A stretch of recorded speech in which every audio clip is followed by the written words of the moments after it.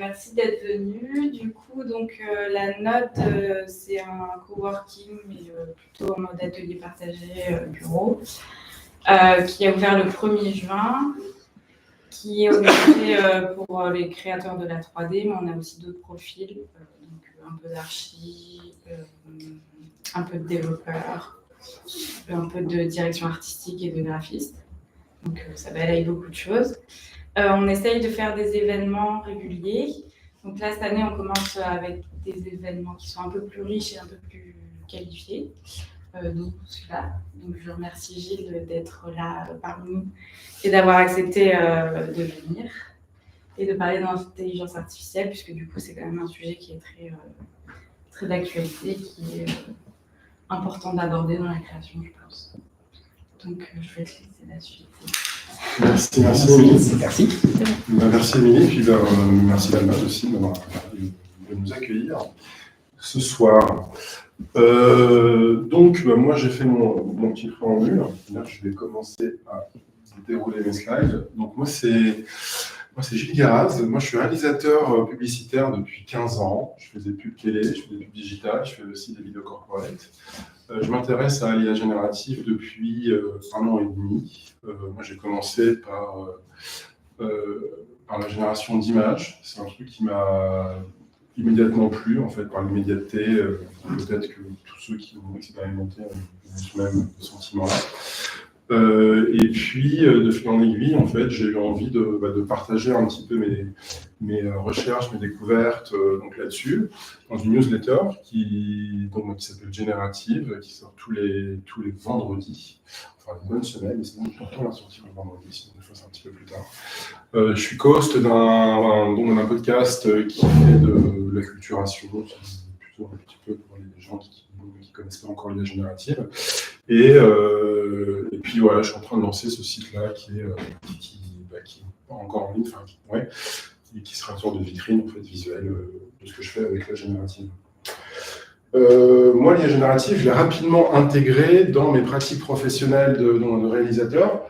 Dans la pub, à chaque pub, on nous demande de faire un document qui s'appelle une note d'intention de réalisation, qui est un document qui va spécifier la vision du réalisateur, qui décrit un petit peu la pub, le type de lumière, le casting, le découpage, le montage et tout.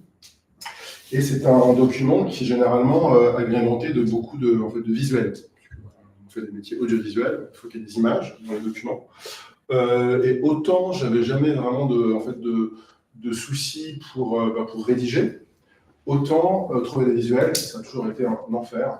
C'est extrêmement chronophage, tu trouves jamais des bons visuels.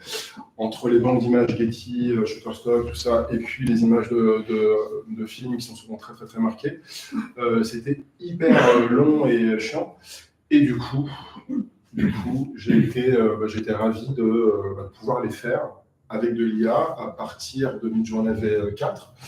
Ce que vous voyez là, c'est des images que j'ai dû faire avec la V5 sur des notes d'intention, avec un gain de temps incroyable. C'est-à-dire que je suis passé de plusieurs jours à plusieurs dizaines de minutes, et un gain aussi en fait en précision, puisque je pouvais dire que je voulais un plan qui avait telle valeur, tel axe, là où auparavant j'étais un peu contraint d'utiliser ce que j'avais trouvé.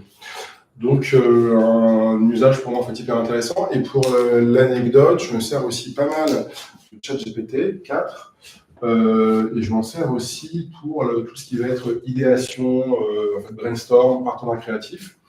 Et alors quand on fait de la pub, souvent c'est des compétitions entre boîtes de prod, entre réalisateurs et tout. Et là, je me suis retrouvé sur une compétition pour faire un film d'épargne retraite. Et c'était pour une boîte qui est une sorte d'agence de production, mais qui en fait demande aux réalisateurs de faire de la création, donc la création de la pub. Et l'épargne retraite, ça ne m'inspirait pas particulièrement.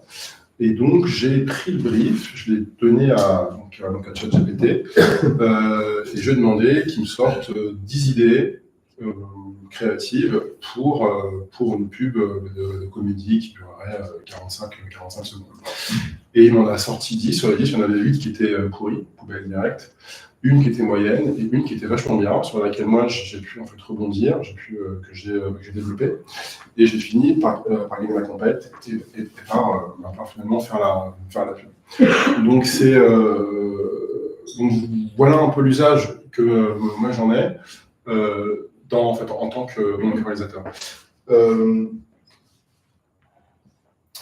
Maintenant, je vous propose qu'on parle d'outils d'IA qui permettent de faire la génération d'images. Donc, je pense que vous en connaissez déjà la majorité, mais on va quand même se faire un petit récap. On va commencer par DALL-E, qui est le précurseur. En fait, on le sait peut-être pas, mais le DALL-E 1 c'est sorti il y a déjà 3 ans, en janvier 2021.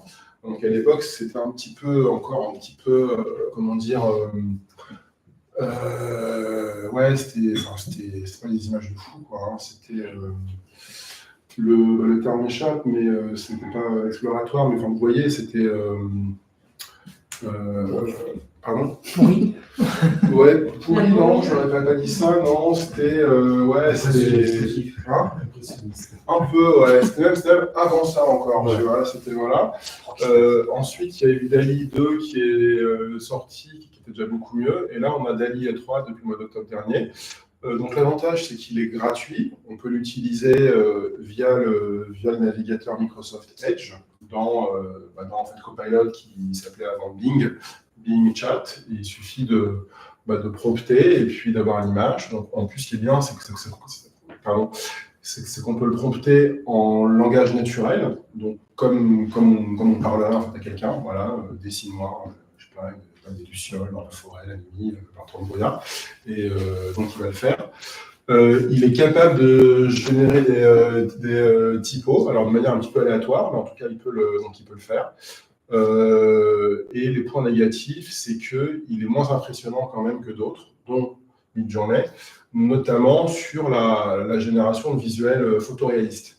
Là, on ne voit pas très bien, mais quand on regarde bien l'image, on voit que la peau elle est un peu plastique, que ce n'est pas réaliste. Ensuite, on a Stable Diffusion, donc le seul outil open source, c'est que tout le monde sait ce que c'est que l'open source. Donc voilà, il n'y a pas d'éditeur en fait comme pour DALL-E qui est édité par OpenAI, qui est l'entreprise qui a donc créé ChatGPT. Stable Diffusion, lui, en fait on peut y accéder soit par le web ou soit en fait en installant donc localement sur une machine. Il y a eu différentes versions. La version actuelle donne des résultats, je trouve, assez bons, quoi, en termes de photoréalisme, en termes de variété, de possibilités. Et puis c'est ultra modulaire parce qu'il y a des milliers de gens qui développent dans leur coin à travers le monde.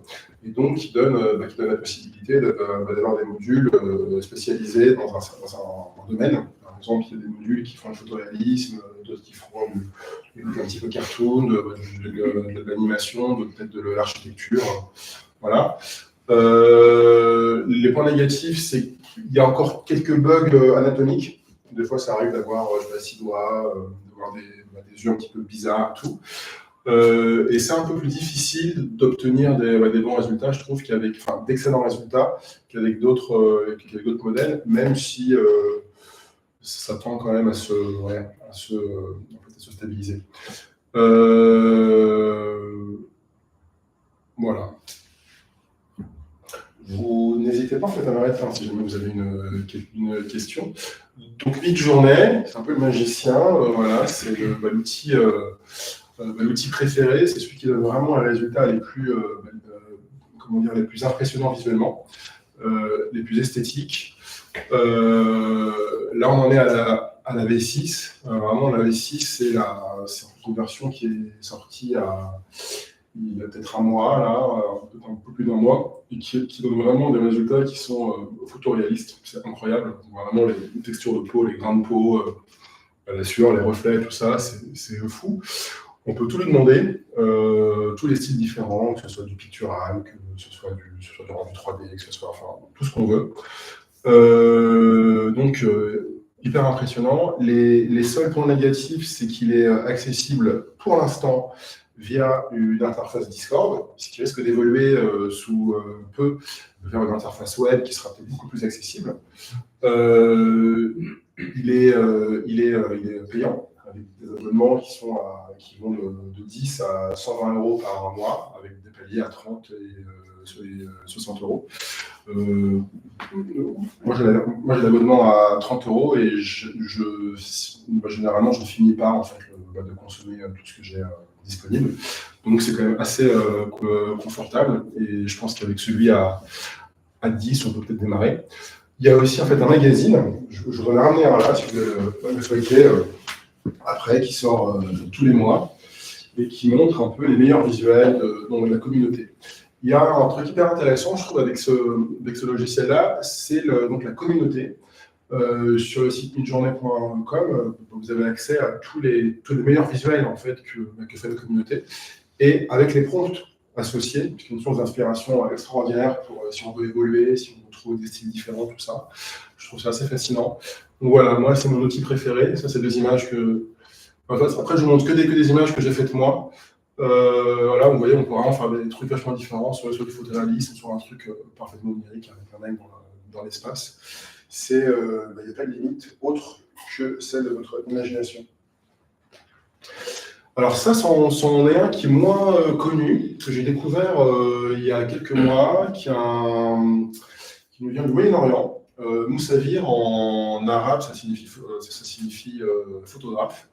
Et lui, l'avantage qu'il a, c'est qu'il donne des rendus extrêmement réalistes sur les personnages.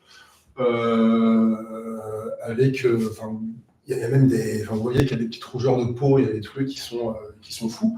Que même à l'époque Midjourney V5, parce qu'il était il est contemporain de la V5 de Midjourney, il était au-dessus de Midjourney, en fait V5, sur le photoréalisme. Il fait aussi du face swap. Donc voilà, je m'y suis essayé avec quelques cheveux ici. Voilà, ça change agréablement. Et par contre, le point négatif, c'est que je trouve que les images sont de moins bonne qualité en termes de compression. C'est des images qui sont extrêmement légères. Et dès que vous voulez modifier un peu la colorimétrie, du coup, l'image part en sucette. Vous voyez un peu des artefacts de compression, comme des JPEG très très compressés pour ceux qui font l'image. Quelques bugs aussi, et quelquefois on a 3 jambes, on a 6 doigts, donc voilà. Donc encore un peu aléatoire. Par contre, il est accessible en termes d'abonnement, ça commence à 5 euros par mois. Voilà, donc un outil intéressant à connaître et qui évolue aussi en fait régulièrement. Là, il vient juste de sortir un nouveau modèle qui s'appelle Nitro, qui fait des images un peu plus détaillées. Et ils sont en train de bosser sur la vidéo. Et donc, ouais, vous pouvez du coup faire du face swap. Je vous le disais, ça veut dire prendre en fait une image une photo, et puis après le décliner. Ce qui peut être bien si vous avez une problématique de déclinaison de personnage, parfois la consistance en fait, entre les images. Donc, un bon outil. On met pas 4 doigts là. Où ça? Pouce? Oui, peut-être, oui. Peut-être qu'elle a 4 doigts. Ouais. Bien vu. Voilà. Donc, ouais, il faut un peu bidouiller derrière. Quoi. Mais sinon, en termes de réalisme, on est quand même pas mal. Ah, pardon. Les Ponardo, c'est un autre outil que j'aime beaucoup, qui a beaucoup évolué sur l'année 2020.